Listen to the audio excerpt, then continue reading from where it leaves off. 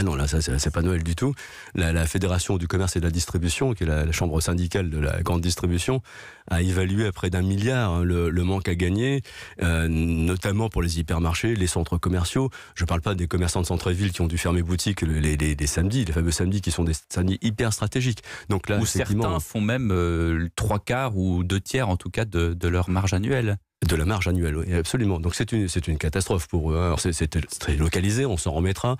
Les soldes viennent derrière, donc on espère qu'on pourra évacuer les marchandises qu'on n'aura pas vendues pendant les fêtes. Enfin, vous savez, après Noël, c'est plus Noël. Hein.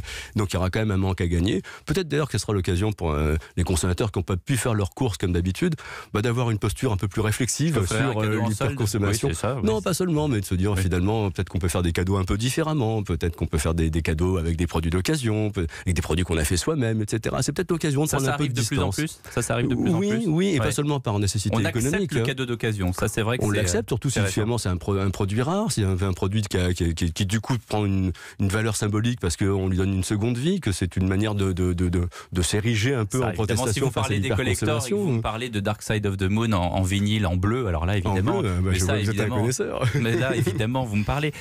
Dites-moi, les magasins ont été effectivement pour beaucoup saccagés, dégradés, certains ont dû fermer des samedis entiers. Et pendant ce temps, le e-commerce a cartonné. C'est ça qui sauve le commerce aujourd'hui, c'est le e-commerce. C'est pas tout à fait les mêmes, mais effectivement. Parfois, il y a des pure players qui sont les mêmes et parfois non. Oui, effectivement. Non, très certainement, on n'a pas encore les données, mais incontestablement, la difficulté qu'on a eu à accéder au magasin a fait le jeu du e-commerce, qui n'avait pas besoin de ça. Hein. Le e-commerce va connaître certainement cette année une croissance de 15%. Qui n'avait pas besoin de ça. Non, il est déjà en très forte croissance, 15% cette année, et très certainement avec cet événement de fin d'année, on risque d'avoir une accélération de la croissance. Est-ce que ça veut dire que les Français les plus réfractaires au e-commerce, qui n'avaient plus que cette solution-là, finalement, ça va les entraîner là-dedans? C'est possible, c'est ce que les spécialistes appellent la phénomène d'hystérésis, excusez-moi de lâcher un gros mot, mais en gros, on n'est pas coutumier d'un comportement, on y va un peu contraint et forcé. Ici, on n'aimait pas acheter en ligne, mais nous pouvons acheter en magasin, on expérimente l'achat en ligne, et puis finalement, on se rend compte que c'est pas si mal, et on va garder l'habitude une fois que le choc qui nous empêchait d'aller dans les magasins